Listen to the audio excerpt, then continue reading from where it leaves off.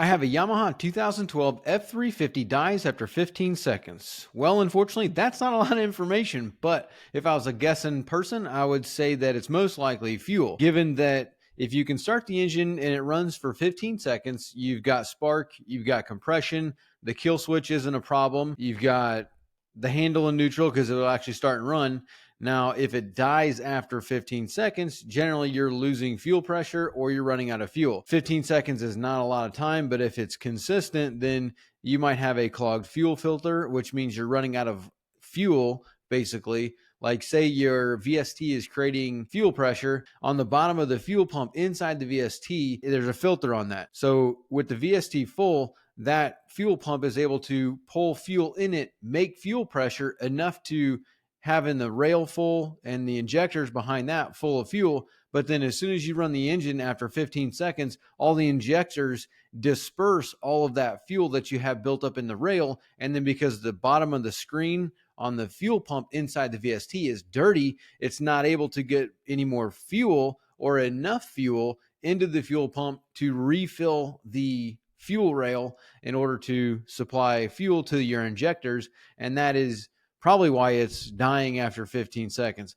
Again, that's just a guess based on the number, the functions, the way the engine works. There could be tons of other factors. Usually I wouldn't say that something like a spark plug or anything else is going to mess that up. I was starting to say fuel filter, but I did mean the screen that's on the bottom of the high pressure pump that's inside the VST.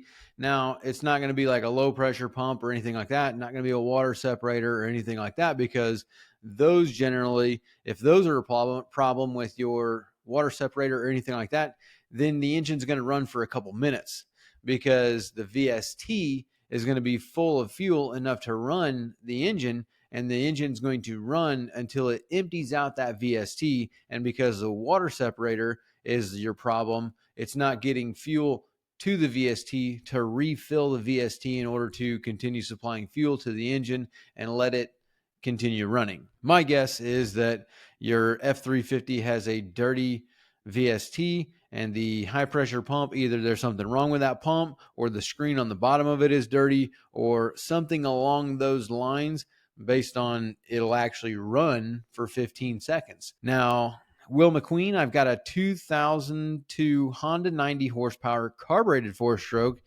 Those things can always be very temperamental, being a carbureted 4-stroke, but that runs great during the summer and never have an issue starting during the hotter months. When it gets cold this time of year, I always winterize it because it's a pain to start in this colder weather. I've always wondered if I am doing something wrong at the ramp when it's colder, or maybe it's just the way it is with colder weather and carburetors. Any tips? Would love to get a few more weeks for fishing. What I would say is that couple different things. Yes, it's going to be temperamental. So thinking about what's going on here, one thing that's possible, not saying that this is it, but is that you're still trying to run a summer blend of fuel when it's cold out. And I'll probably get this wrong, but the way I think I remember is you've got RVP, which is the reed vapor pressure or something like that. And that's a rating that's on the fuel. So during the summer, it'll have a lower rating because it's hot out. So it doesn't need to have the same burn ratio. It doesn't need to be higher. It doesn't need to have help burning because it's hot outside. But when it's cold outside, what they'll do is most gasoline companies, they will add, I think it's butane to the fuel, and they'll call it a winter blend, which allows the fuel to burn at a higher pressure, I believe. Like I said, I'm not an expert on fuel and the chemical makeup of gasoline, but this is the kind of the way I understand it and the way I think I remember it, being that summer months have a low number of RVP, winter months have a high number of RVP, and that is because they want the fuel to be able to burn easier in the colder winter month. Now, if you're trying to burn a summer blend in the winter when it's cold outside, then your engine's going to have trouble running. It's going to have hard starting, and it's not going to burn the way you really want it to. Now, especially on a carbureted 4-stroke. So a carbureted 4-stroke has, TPSs, and the ignition is based on a lot of other factors, but it's still using a carburetor. And when you think about, the winter and cold air is denser than hot air. And the way a carburetor works is it uses a Venturi effect in order to atomize the fuel in the air. So basically, it's using like a vacuum almost, and it's sucking fuel up. When it sucks that up through your jets and all the other things inside the carburetor, it atomizes the fuel before it sends it into the cylinder. So if the air is denser, it's going to require more fuel to get that fuel to atomize with that denser air than it would in the summer when the air's thinner. I might not be 100% on that because I'm not a doctor, but what I would say is that the way I understand it, like a carburetor in the colder weather, usually it'll use the thermostat and it'll say, oh, hey, it's colder outside. So it will do like a warm up. And for like 3 minutes or however long it may be, the engine will go into a warm up mode where it will add more fuel and enrichen your fuel mixture in order to combat this. And just in colder weather, that's kind of how it goes.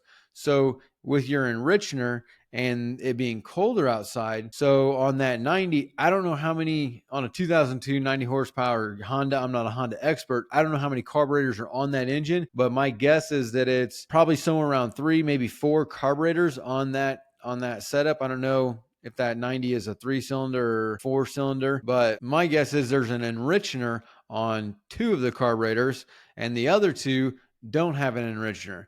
And so you're getting enriched fuel into the cylinders, but 2 of the cylinders is not getting enriching, and that's just kind of a cold startup. That's just what it is. Until the engine heats up and gets to operating temp, it's going to run rougher because it's carbureted, and because it's a carbureted 4-stroke, that's just kind of how it is. Those are the only 2 things that I can think about that's going to affect that as far as colder weather and a carbureted engine, where EFIs, they don't have that problem. You got fuel injection, and so the computer is reading the atmospheric pressure, and the barrow, it's reading the manifold pressure, which is the air pressure inside of the manifold, and then it is calculating based on a preset table of numbers on how long to open the injectors, which it gives it how much fuel gets into the cylinder and how much it burns. Not an issue with an EFI, and that's why you don't see these, warm up modes and these cold start issues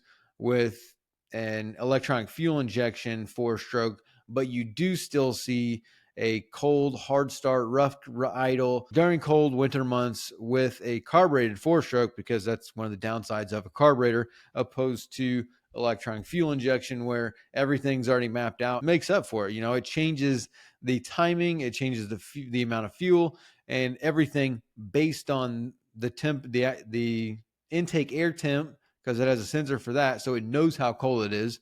It knows what the atmospheric pressure is inside of the manifold. And then the computer has a table that tells it what to do based on those numbers, which gets rid of the cold start problem. 3 Aces is talking about keep salt away type products from drying on your outboard, especially in the hot sun. I would suggest absolutely any kind of chemicals or stuff like that on your cowling is going to be very, very hard.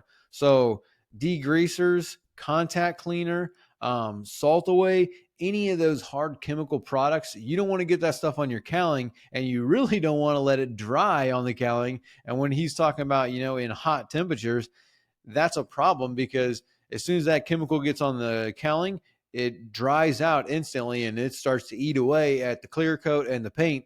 And so you're going to have a problem on the cowling where it's going to eat through the clear coat, eat through the paint, and you're going to have a spot of discoloration on your cowling because you got these chemicals on there and you didn't get them washed off quickly.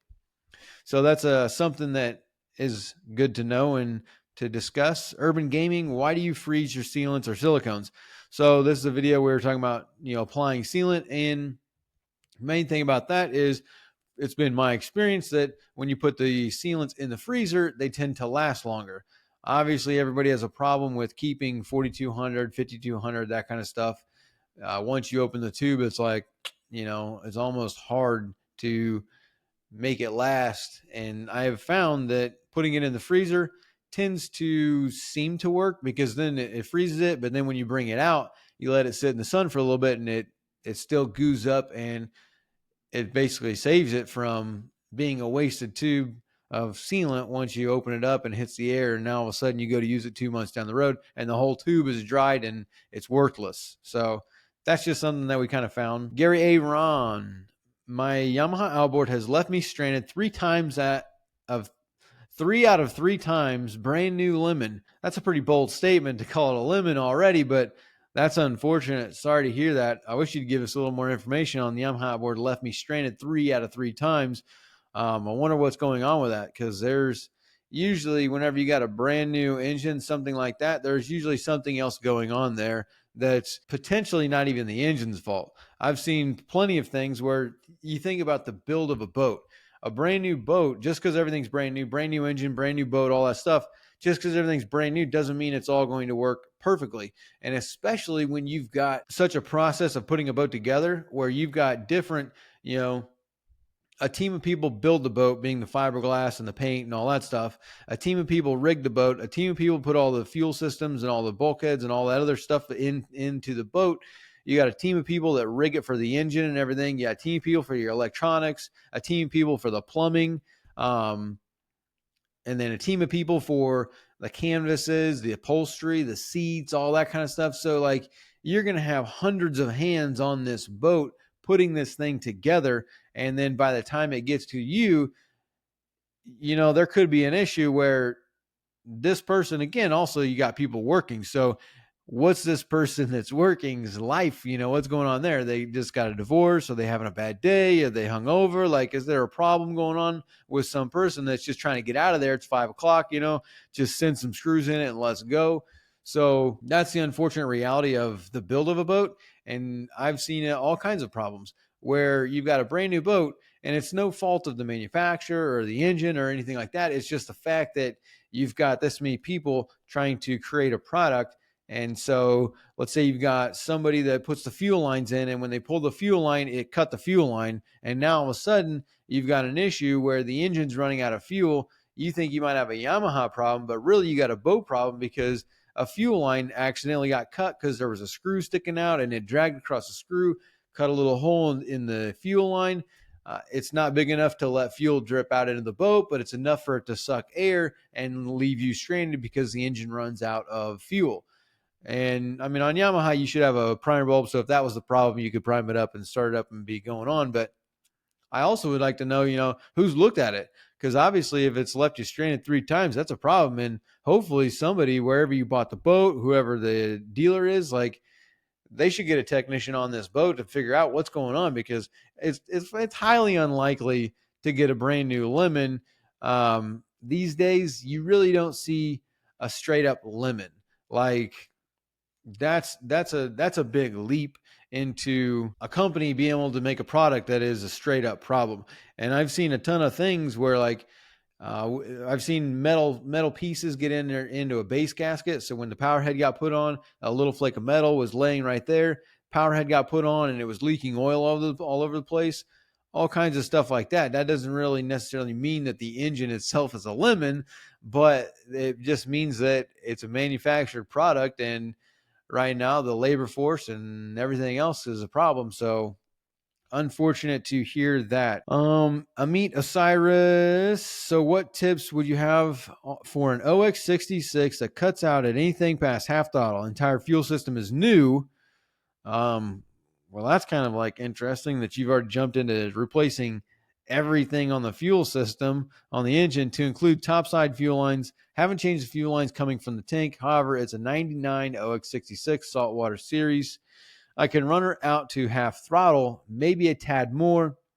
Boat doesn't have a functioning RPM gauge, so can't really tell what RPM. Well, on an OX66, we keep talking about a lot of older stuff lately. Everybody's asking carburetor problems and 20, 25-year-old engines. So a lot of old stuff lately. But on an OX66, so if you're running up to half throttle, I'm guessing that you're maybe making it to 4,000. You didn't say anything about any alarms or anything like that. Not really sure if you really have a fuel problem or not.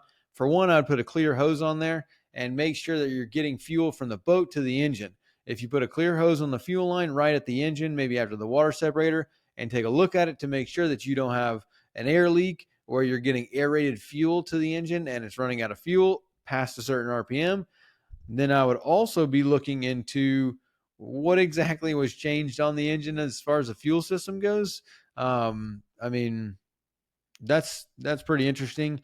Something else on an OX66, I can't really remember exactly what it was. I know there's one thing. So if the engine thinks it's overheating, like if you've got a bad thermosensor or something like that, that the engine thinks it's getting too hot, it's going to limit you to, I think, like 4,000 RPM. And then there's something else on an OX66 that with the thermostat, I can't remember 100%. I want to say that if the thermostat goes bad, then if it's stuck, the engine will do something where it will like raise the RPM, the idle RPM, maybe that's it. Or yeah, I think it was a stuck thermostat will give you a high idle, but that's not your problem. You're saying that you're only going halfway throttle. Before you go into looking at having a bad TPS or a computer or something like that, I would definitely verify to make sure you don't have a fuel issue, being that you're not running out of fuel basically by having a restricted water separator or a bad anti-siphon valve in the boat feeding the fuel to the engine, something like that, because you really don't want to get into switching out and changing out your computer, your TPS, or anything else that's, along the lines of the ignition system, because you're not getting past half throttle, I think is what you said. Stanley Davis, will this method work on the Bravo 2? That was talking about how to take out a prop shaft seal. Like a hack that a lot of people do is a couple different ways is, they will put screws into the seal so you can pull it out, or you can roll the seal in from the outsides along the carrier so you don't mess with the prop shaft, and you can get a seal puller in there to pull them out. Just a lot of different hacks that you can do to get a prop shaft seal, or even like other seals out of a position, like a main bearing seal, crank seal, something like that. You can do these things to get these seals out without having to disassemble everything, especially on older stuff. On a Bravo 2, I'm not 100% exactly. I don't work on a lot of stern drives. It's been a while since I've even touched an Alpha or a Bravo drive. So whether or not that you can pull that seal out from the without pulling the carrier, not really sure. You just have to look at it. Take the prop off, take the thrust washer off, and if you can see the seal there, then yeah, you could take it out from the outside. But if it's got a lip over it that is encasing the seal, which there's a lot of, like, most newer Mercuries all have that. You can't just pull the seals out because you have to pull the whole carrier, because they get put in from the inside out. And that's what helps their seals last a lot longer.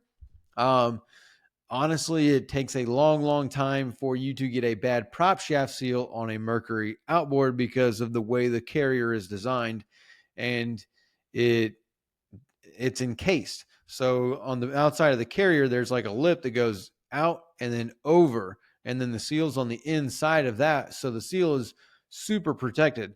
Whereas everything else, Honda, Suzuki, Yamaha, all of those basically have the seal on the outside. There is no protection. Like Yamaha has the thrust washer that's got the thread, the line catcher, whatever they call it, which is like a lip. So if you get fishing line or stuff on there, it'll wind around the thrust washer.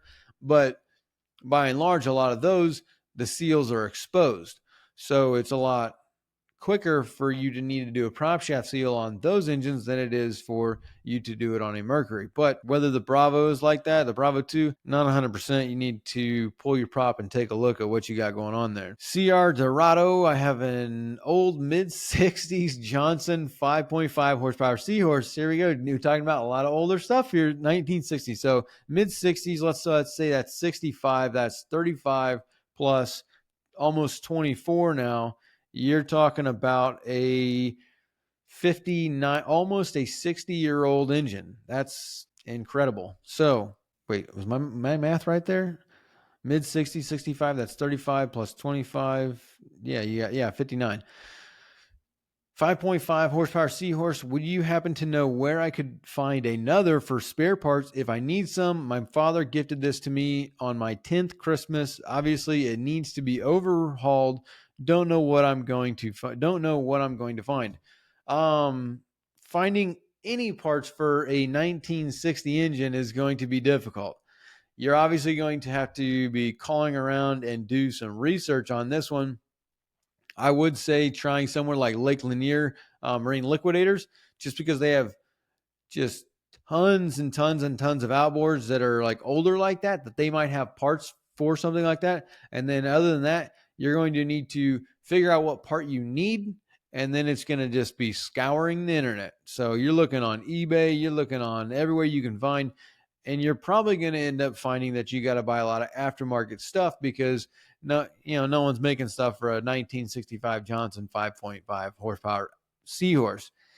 Also, I would be concerned about how much you put into this thing, because for a 60-year-old outboard and a 5.5 horsepower engine, let me just look this up here. So right now you can get a 6 horsepower Suzuki for $1,500. You can get a 5 horsepower Mercury for $1,400. You can get a 6 horsepower for $500. Like, I would watch how much money you put into this engine, unless it's like straight up a nostalgia thing where it's like, it's a vintage, it's antique, you want to rebuild it for like, whatever. You're trying to like just rebuild it for the fun of it, to learn about it, to have it like, as something. But if you're trying to rebuild it as like a, reliable outboard you're going to be using all the time, then I would be leery of how much money you put into it. Again, because you can go out and find here is a Yamaha 4-stroke 4 horsepower for $480. So just be cautious of what you're doing. You don't want to go out and spend, $2,000 trying to outsource all these parts for a 60-year-old engine when you can go buy a whole outboard for $500. Just a little, disclaimer there. I understand that it was given to you from your father.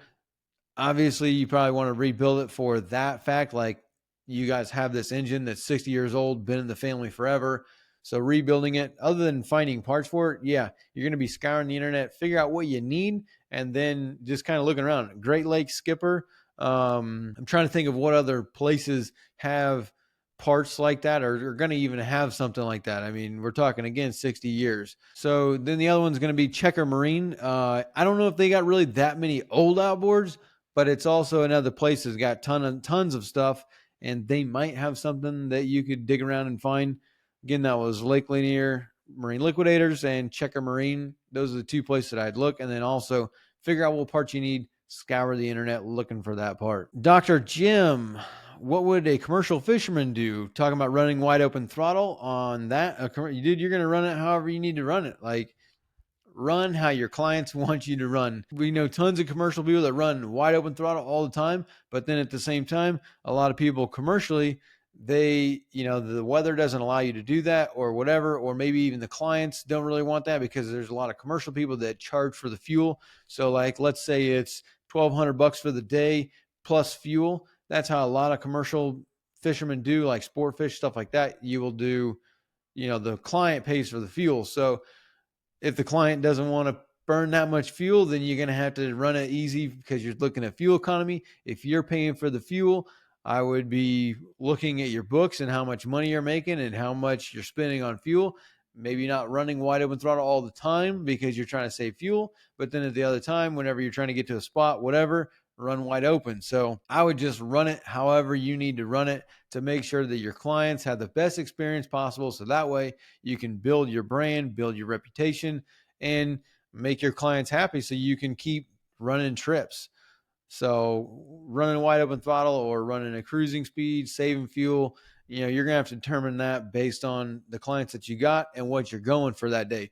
Because I'm sure there's tons of times where you're just going bottom fishing or whatever, so you're going to a close spot, you're not running way offshore or something like that based on your client, because they're not trying to go and get tuna, mahi, maybe they want to go and get some snapper or whatever.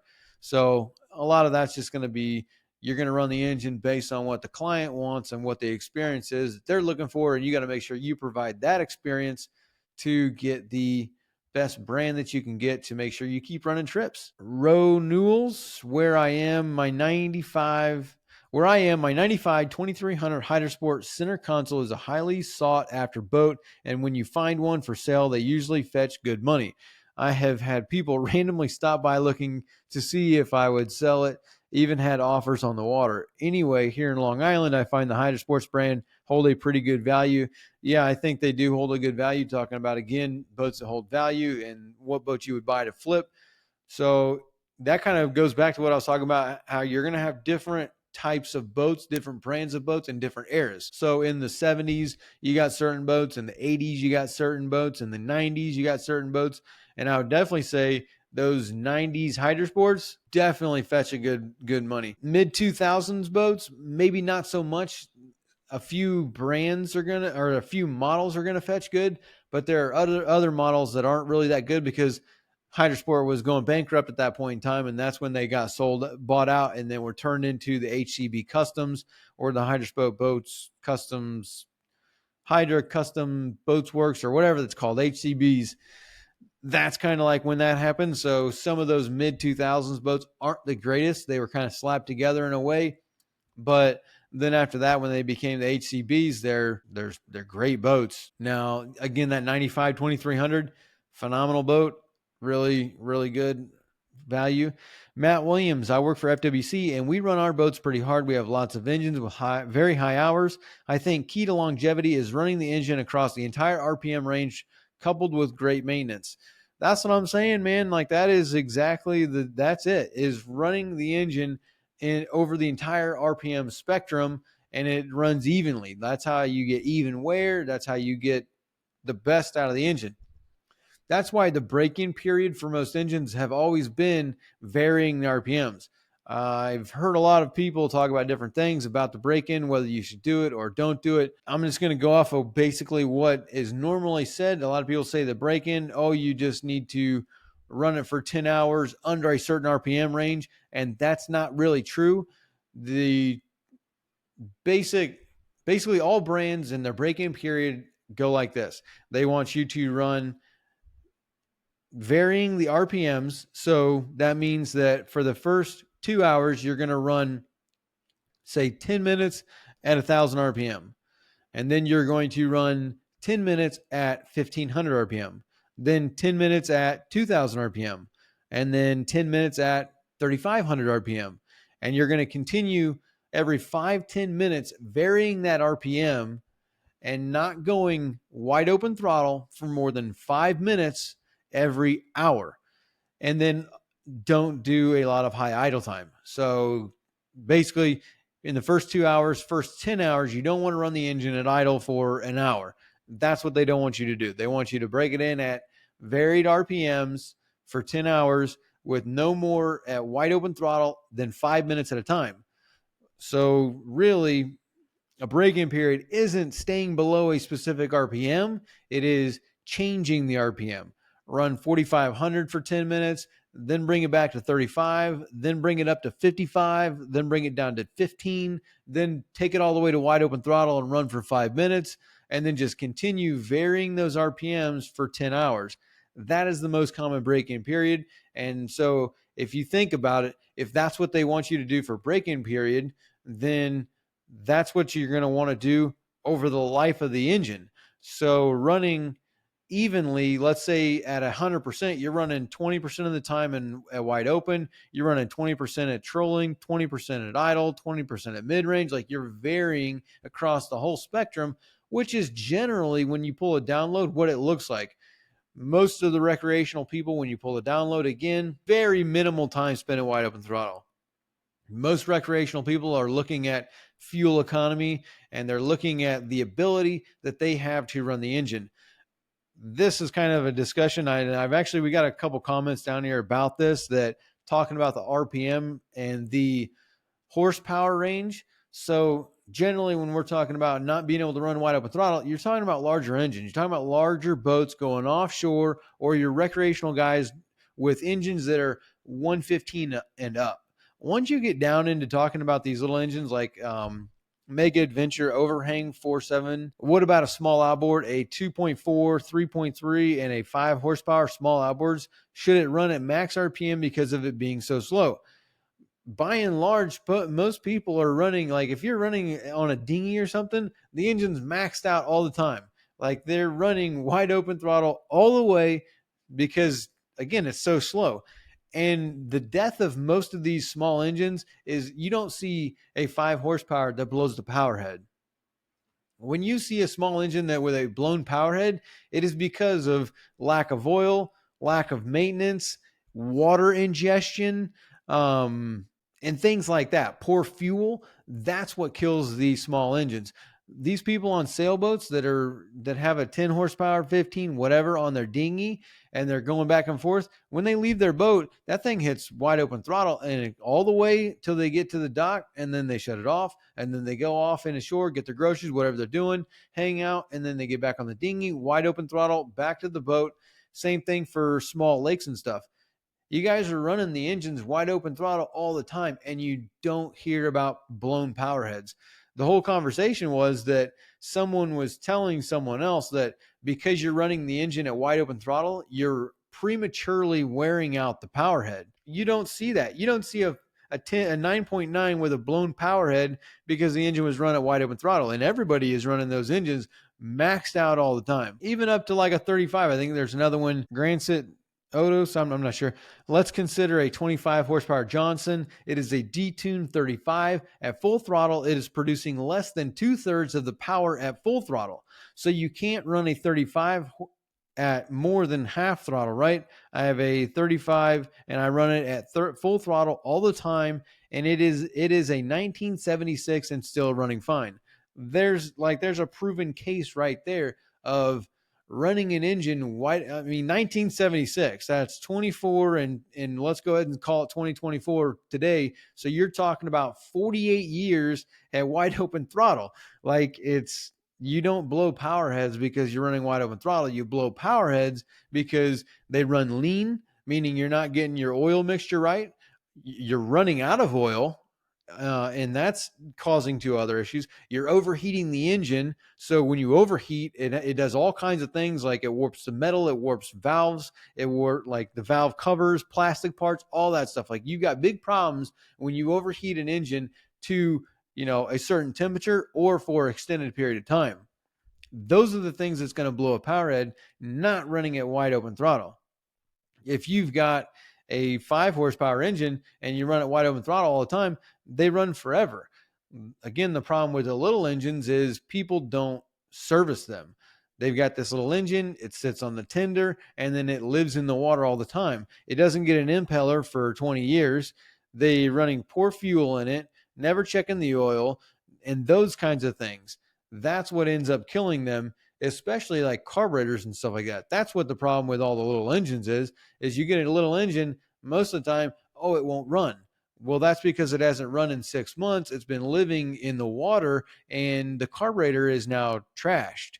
And that's why it won't run, because it's lack of use. So that's kind of my 2 cents, or my little rant on the running wide open throttle. And it's kind of a horsepower thing where these little engines you don't have the ability to run in the lower engines. But then when we talk about higher horsepower, like 90s, 115s, 150s and up, 300s, 600s, like the idea that these people can run wide open throttle all the time, like bass boats, they're running as much wide open throttle as they can.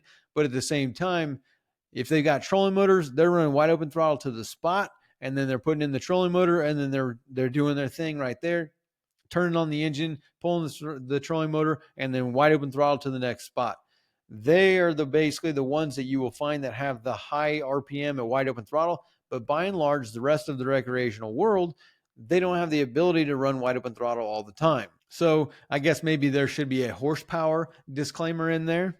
Sawyer's dad says carburetor. What is this? 1975? That's kind of what I was thinking. There's just because we've got a lot of questions about older engines lately. There's been a lot of OX66s, HPDI questions, the carbureted 4-stroke question, a lot of 20, 25-year-old engines. But yeah, 1975, just kind of what it is. There's a lot of older engines out there, so we're going to talk about whatever we can talk about. Jeff Battlefish, my little 70 horsepower Yamaha 4-stroke burns 3.5 gallons an hour at 4,300 RPM and 5.5 gallons an hour at 5,300 RPM, according to my NEMA 2000. That's why I rarely run over 4,500 RPM. 22 to 25 mile an hour is plenty fast for my fishing. Another one, the cases go on and on when you kind of like look at the people and how you really run your engine, because it's based on you, where you fish, what you do on the water, how you run the boat. I mean, all those things are going to factor in. And like we were talking about with a commercial guy, like if the commercial person, like if your client wants to save time and just they don't care about the fuel, run it wide open throttle because you're going to burn a ton of fuel. Whereas, Jeff over here, he's only going to want to run 43, 45 because he's looking at his fuel economy. He's fine taking an extra 20 minutes to get to a spot if he's going to save $50 on his fuel burn. So that's kind of one thing that, it's a hit or miss on whether or not how you want to run it, whether you care about fuel or you don't care about fuel. But as far as the engine goes and the wearing of the power head, that's not really an issue. Let's go ahead and talk about one more thing though, and then we'll close it down. So Filbert, I currently work as a police officer and am set to retire at 45 years old.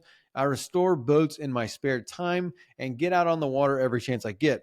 What job in the marine industry would you recommend as a retirement gig? Well, dude, this is going to be all about you. This is like personal to you and what you want to do, what you find enjoyable and how you want to do. For me, like we were talking about, if you're retiring and you're retiring at 45, so you did it right. Whatever you did it right. So now you're able to retire at 45. And now you've got what everybody wants. You got time. That's the freedom of retirement, is that you got your time back. So as far as a retirement gig in the marine industry, there's tons of different things. You can be a parts guy at a marina. You can be a service person, like a service writer, service manager, parts apprentice, whatever. You could be a boat salesman. You could be, like, if you want to turn wrenches, you could be a mechanic. Like, you can pretty much do whatever you want to do, but it's personally going to be about you. I don't know if you really want to retire and then go work for someone else, because then you lose that freedom of your time. And that's kind of like the whole point of retirement, is that, we're kind of building this out right now in the Boaters program, where we've gotten so many people that are asking about how they can become a mechanic or get into the marine industry. So I'm actually building a whole thing inside the Boaters program to help people to decide this, but it is going to be based on you. And for you, I would even say that you're already flipping boats on the side, like you're redoing boats. So is there, based on you, do you have a garage? Do you have a building? Do you have all the tools, that kind of stuff? Do you really like wrenching? Because if that's the case, then maybe just doing 4 or 5 boats a year is going to be enough of a gig to supply whatever it is that you want. Like if you can find a boat, clean it up, not have to do too much to it, and make a couple grand on the boat, then maybe that's what you want. But I would say that you might not want to go work for somebody else, because you lose that freedom. And if you can make enough money to support whatever it is that you want to do, then maybe just flipping boats in your garage is going to be what you want to do, or a building, depending on what your situation is. I don't know if you've got a spot or whatever, but then also at the same time, you could be doing like, selling parts on eBay and doing stuff like that. So that kind of gets you into the world where you buy a boat, you kind of fix it up, you kind of take some parts off of it, you do some upgrades to it, you sell the old parts on eBay, you sell the boat, you make a couple grand on the parts and the boat itself.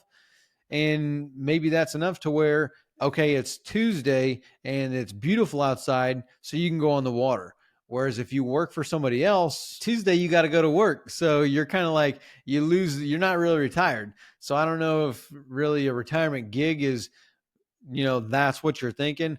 You might not want to get into that. But as far as getting into the industry, there's tons of opportunity. There's plenty of jobs out there if you want a job. But I'm thinking that you might want to do something based on what you like to do, and something that's going to make enough money to feed your boating habit, and then allow you that freedom to still, if Thursday afternoon is calm out, that you can just stop what you're doing, hook up your boat and take it out and go do what you want to do based on the weather, because the weather kind of determines in the boating world on whether you can go out, whether you can't go out.